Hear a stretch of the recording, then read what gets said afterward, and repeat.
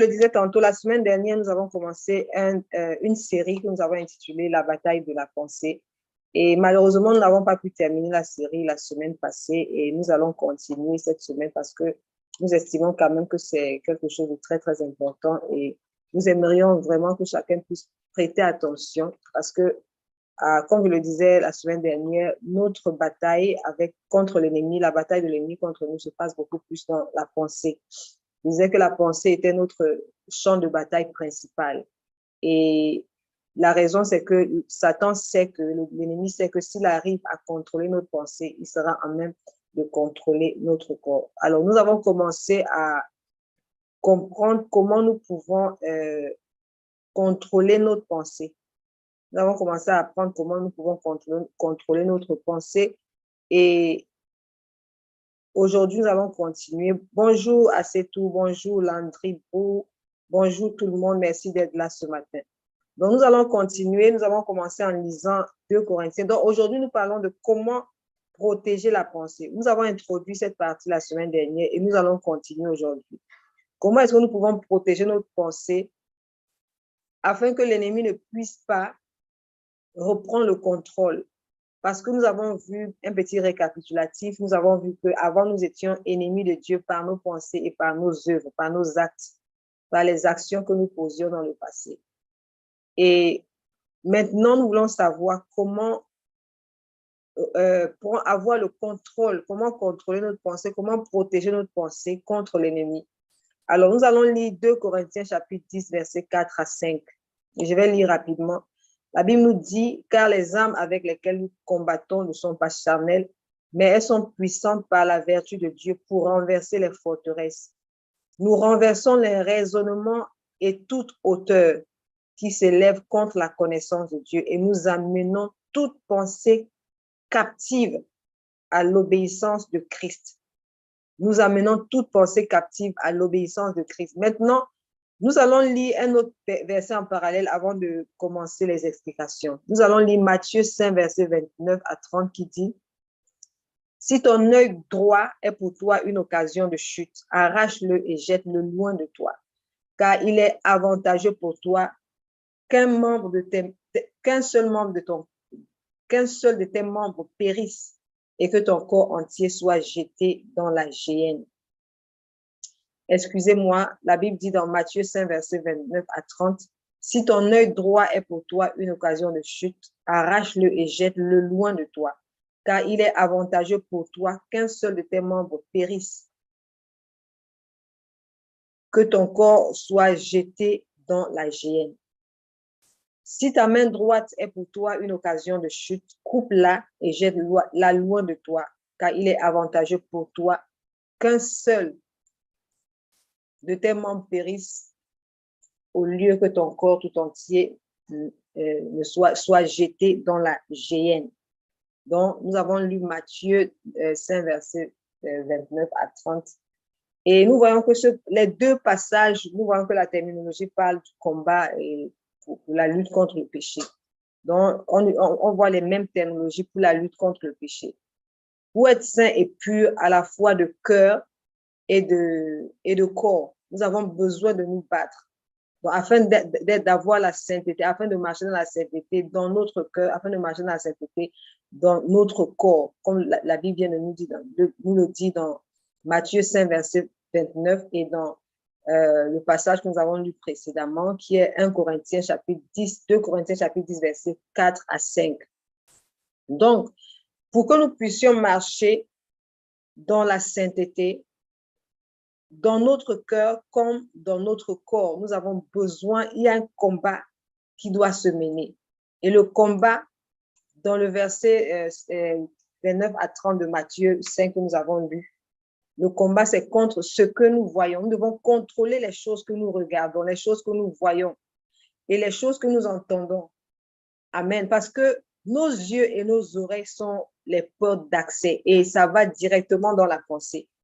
Nous voyons que la pensée, l'ennemi est toujours en train de cibler notre pensée et il bombarde chaque fois notre esprit des images à caractère sexuel ou des images et des pensées qui ont d'autres caractères.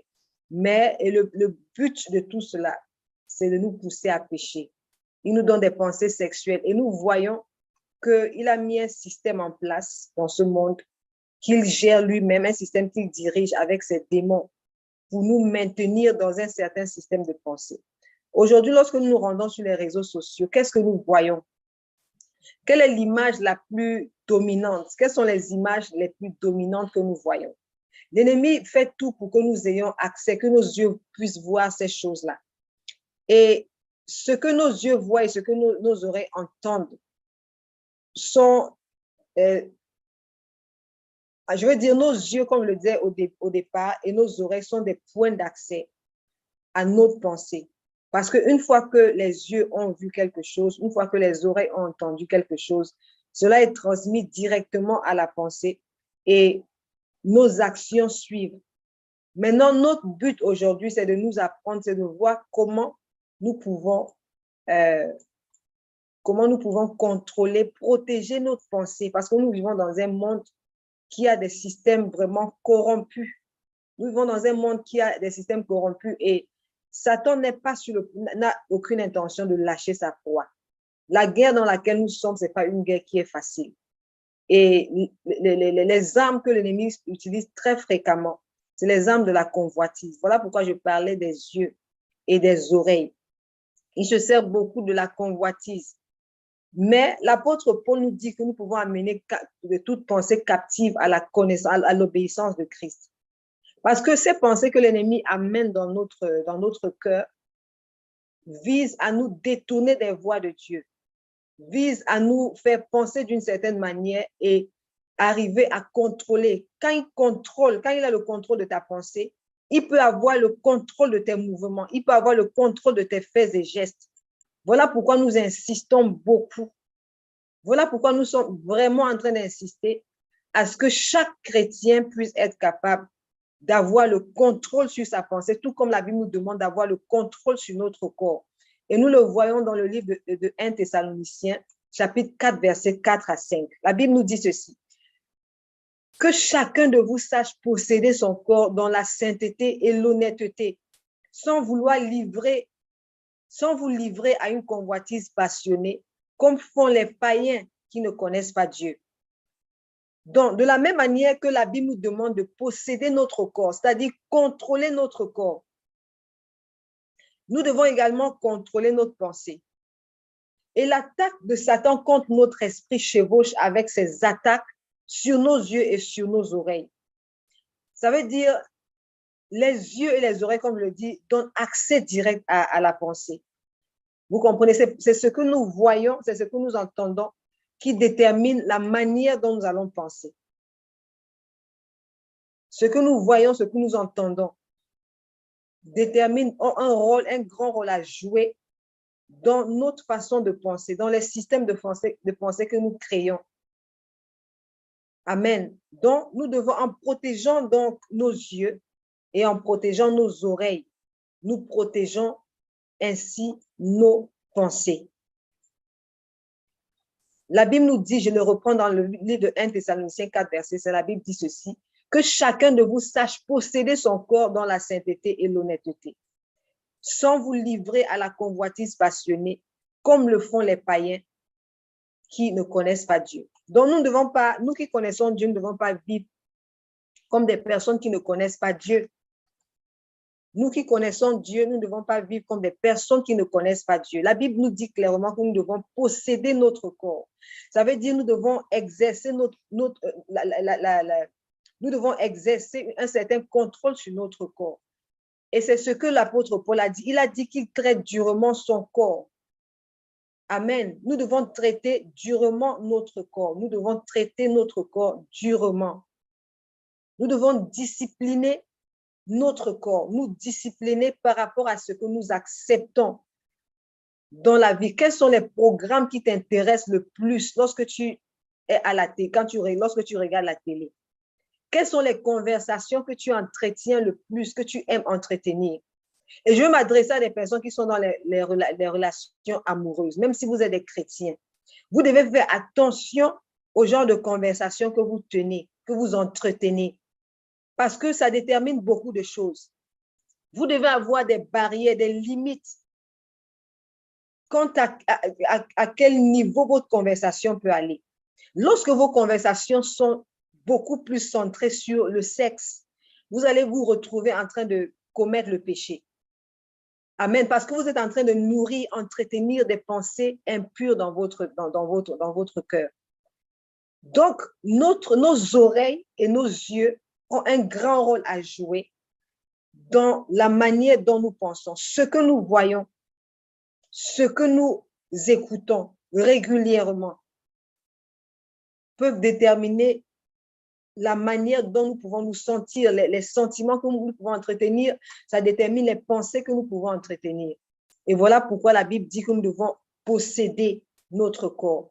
Nous devons posséder chaque membre de notre corps. Nous devons rendre, de la même manière que nous rendons, la Bible nous dit de rendre captifs dans 2 Corinthiens, de rendre toute pensée captive à l'obéissance de Christ. Nous devons également tout d'abord même à rendre nos corps captifs à l'obéissance de la parole de Dieu.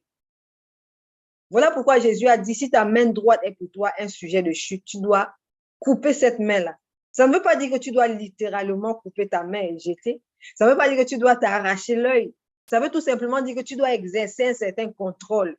Tu dois pouvoir dire à tes yeux et à tes oreilles que ce n'est pas, tu dois pouvoir dire à tes yeux, ce n'est pas vous qui contrôlez ma façon de me comporter.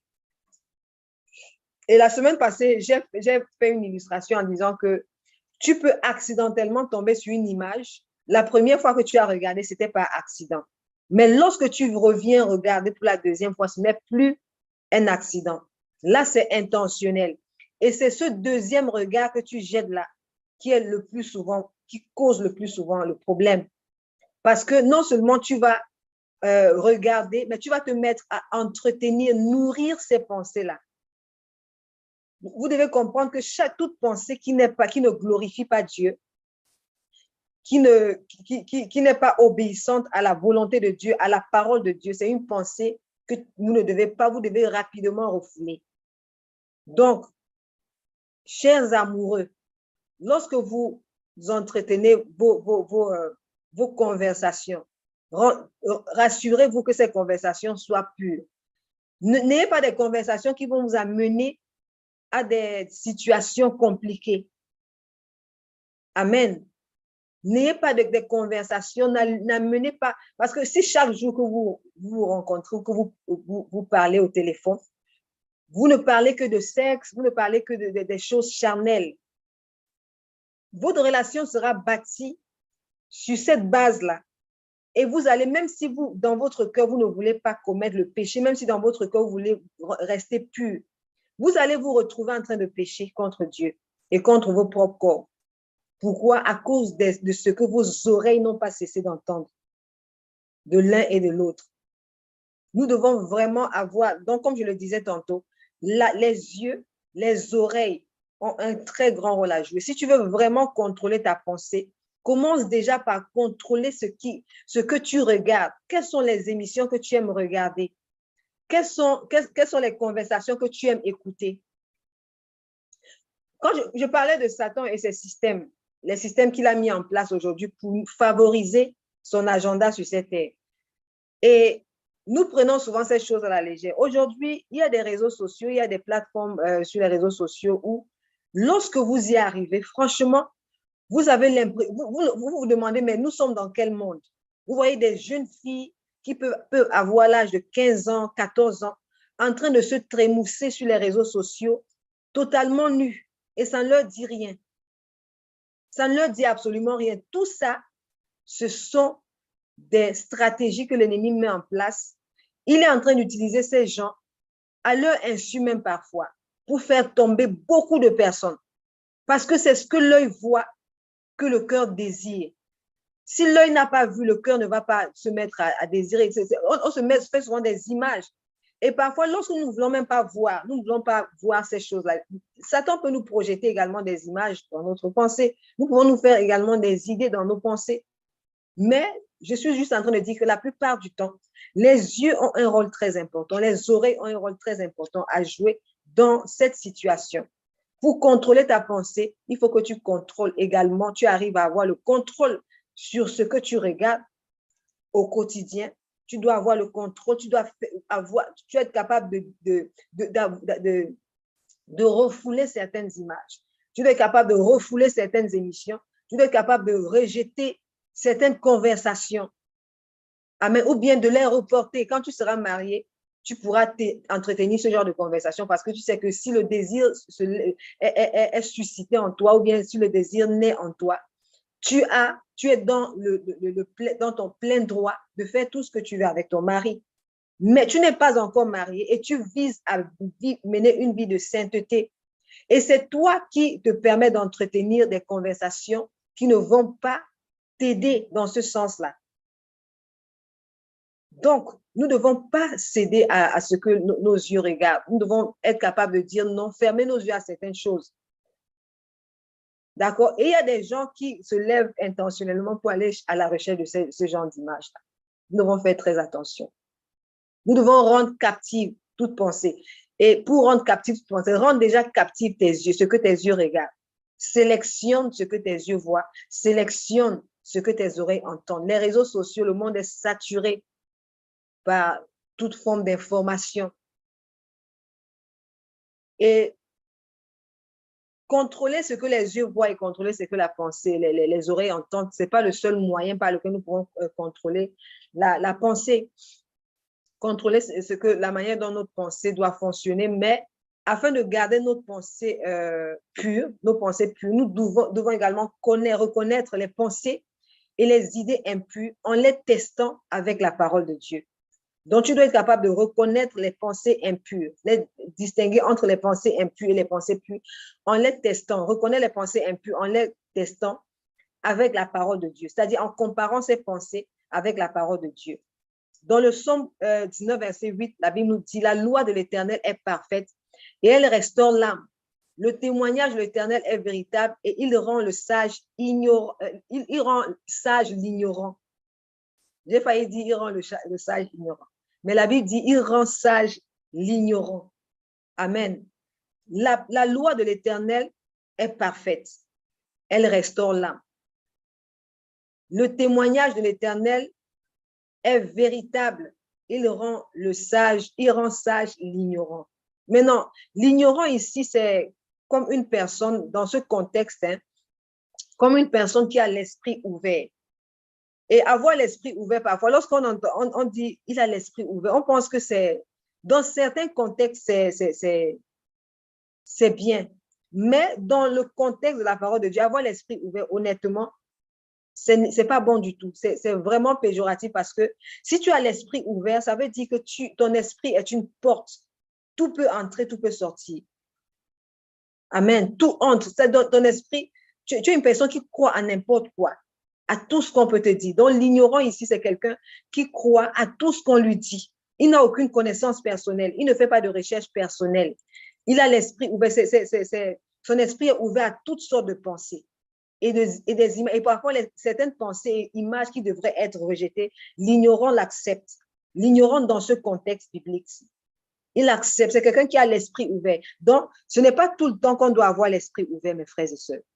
Lorsqu'il s'agit de la parole de Dieu est véritable. La parole de Dieu est pure. La parole de Dieu, on ne peut pas venir débattre de la parole de Dieu. La parole de Dieu, c'est une seule parole.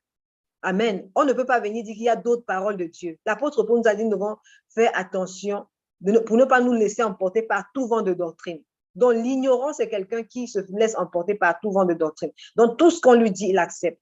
Mais la Bible nous dit que lorsque tu te remplis de la parole de Dieu, tu deviens sage et tu peux discerner entre ce qui vient de Dieu et ce qui vient de l'ennemi. C'est ce que nous venons de lire dans le livre de Psaumes. Le témoignage de l'Éternel rend sage l'ignorant. Donc, ça veut dire que si tu ouvres ton esprit à la parole de Dieu, tu ouvres ta pensée à la parole de Dieu, si tu es ignorant, ça va te rendre sage et tu seras à même de discerner entre ce qui est bien et ce qui est mauvais. Donc, nous ne devons pas avoir l'esprit ouvert, nous ne devons pas avoir, quand je dis esprit ouvert, nous devons accepter ce qui vient de la parole de Dieu. Quelqu'un qui a l'esprit ouvert, il accepte tout vent de doctrine. Tout ce qui vient, il accepte. Telle personne vient avec sa théologie, il accepte. Telle personne vient avec son raisonnement, il accepte. L'ennemi, dans le monde, on a beaucoup de personnes de ce genre. Beaucoup, ils sont nombreux. Ils sont nombreux. Amen. Ils sont nombreux et nous devons faire très, très attention. Tu ne peux pas avoir, ton esprit ne peut pas devenir une porte par laquelle tout passe. Seule la parole de Dieu, en fait, la parole de Dieu doit t'aider, ce que la Bible nous dit ici, à discerner entre ce qui est bon et ce qui n'est pas bon, entre ce qui vient de Dieu et ce qui ne vient pas de Dieu. C'est ainsi que tu arrives à contrôler ta pensée. Ça veut dire, lorsque tu es rempli de la parole, voilà, une fois de plus, je vais vous encourager, je nous encourage à lire la parole de Dieu, méditer la parole de Dieu. Parce que quand tu remplis ton corps de la parole, ton cœur de la parole de Dieu, tu deviens sage. La parole de Dieu rend sage l'ignorant. Donc, si avant, tu acceptais tout ce qu'on te disait, tout ce que tu voyais, les images venaient, tu les acceptais. Mais maintenant, parce que la parole est en toi, tu sais qu'il y a des limites quant à ce que tu peux accepter. Tu n'acceptes plus tout, tu ne nourris plus toutes les pensées dans ton cœur. Amen. Et aussi, nous voyons dans Hébreux 5, verset 14, la Bible nous dit, mais la nourriture solide est pour les hommes faits, ceux dont le jugement est exercé par l'usage à discerner ce qui est bien et ce qui est mal. Amen. Lorsque tu deviens un homme fait, lorsque tu es nourri de la parole de Dieu, bien nourri, tu arrives à discerner entre le bien et le mal. Donc, lorsqu'une mauvaise pensée entre, tu l'identifies déjà, tu peux déjà la discerner et la refouler immédiatement. Ne l'entretiens pas.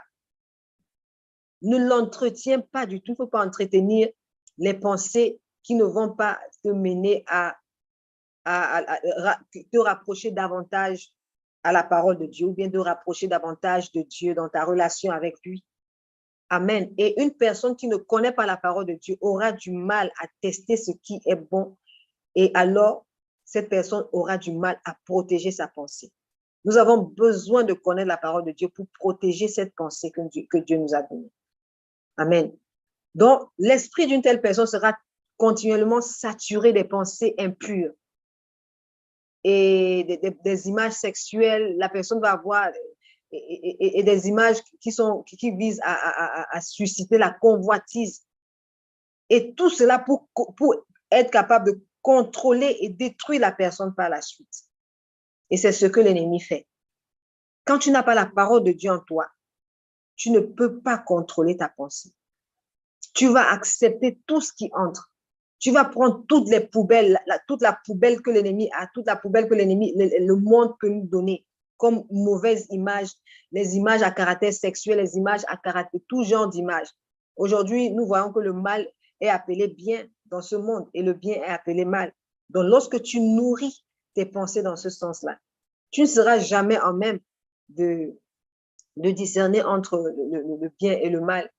Et nous avons vraiment besoin de cela. Et lorsque tu ne connais pas la parole de Dieu, au lieu de refouler ces pensées, tu vas plutôt les accepter et tu vas même les cultiver.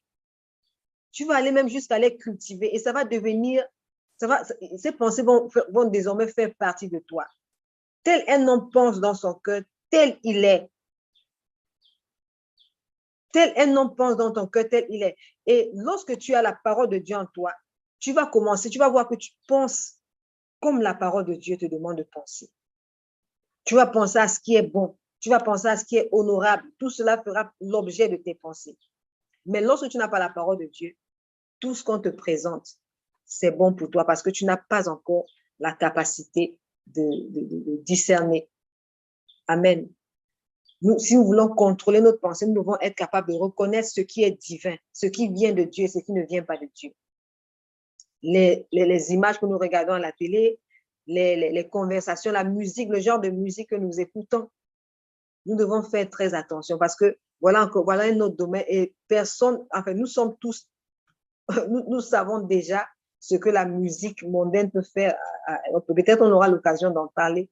Nous devons faire vraiment attention à toutes ces choses-là parce que ça vient cultiver la convoitise en nous. Ça vient cultiver la convoitise. Et l'ignorant, quelqu'un qui ignore la parole de Dieu, accepte ce qui pollue son âme. Il va accepter, tandis que le sage va reconnaître, ce qui pourrait déshonorer le temple. Donc, il y a des conversations qui déshonorent. Même si la conversation elle-même, immédiatement, ne vient pas déshonorer ton corps en fait, et de façon directe, mais de façon indirecte. Qu'est-ce qui va suivre? Quelles sont les actions qui vont suivre ces conversations? Voilà pourquoi j'ai pris l'exemple des amoureux. des personnes amoureuses, des personnes qui sont deux chrétiens qui ont la crainte de Dieu, mais qui sont amoureux. Vous devez faire attention à vos conversations. Les conversations que vous entretenez, ce sont ces conversations-là qui vous poussent au péché, en fait. Donc, nous tous, nous devons faire très attention. Nous devons garder notre esprit. Vraiment garder notre esprit en le nourrissant par la parole de Dieu. Et c'est quand nous allons nourrir l'esprit par la parole de Dieu que nous serons à même de contrôler la pensée. Amen. Nous devons rejeter ces pensées. Non seulement nous devons contrôler les pensées qui entrent, nous devons comparer ces pensées qui entrent en nous par la parole de Dieu pour voir si c'est bon ou pas. Mais également, nous devons être capables de rejeter ces pensées impures en utilisant la parole de Dieu. Et c'est ce dont nous allons parler demain. Comment rejeter les pensées impures en utilisant la parole de Dieu. Amen. Donc, nous devons faire vraiment, vraiment attention à ce que nos yeux voient, à ce que nos oreilles entendent, parce que ce sont des portes qui donnent accès direct à notre pensée. Sur ce, je vais devoir vous quitter. On ne doit pas aller au-delà. Je pense que ça fait déjà 30 minutes qu'on est là et ce qui n'est pas déjà bon. Nous allons nous arrêter ici aujourd'hui. Si vous avez été béni par ce message, bien vouloir le partager, s'il vous plaît. Partagez cette vidéo avec quelqu'un qui a besoin de l'entendre. Vous ne saurez jamais qui vous allez bénir avec cette parole, aussi simple soit-elle. OK, partagez-la et rendez-vous demain. Et je prie que le Seigneur puisse nous protéger, qu'il nous garde tous, qu'il nous aide à contrôler, à ne pas faire de notre pensée une poubelle où tout genre de saleté vient se reposer, mais que le Seigneur nous aide à avoir le contrôle. D'abord sur ce que nos yeux voient. Nous devons discipliner nos yeux, que le Seigneur nous donne la grâce de pouvoir discipliner nos yeux, discipliner nos oreilles, afin que nos oreilles ne soient pas des portes d'accès à l'ennemi, à notre pensée, parce que nous savons qu'une fois que l'ennemi a le contrôle de la pensée, il peut contrôler le reste du corps. Que le Seigneur nous aide tous au nom de Jésus-Christ Nazareth. Passez une bonne journée à la présence de Dieu et rendez-vous demain, même heure 6h GMT, pour d'autres moments de dévotion spirituelle du matin. C'était Laurentine Jatsa et bonne journée à tous. Que le Seigneur nous bénisse.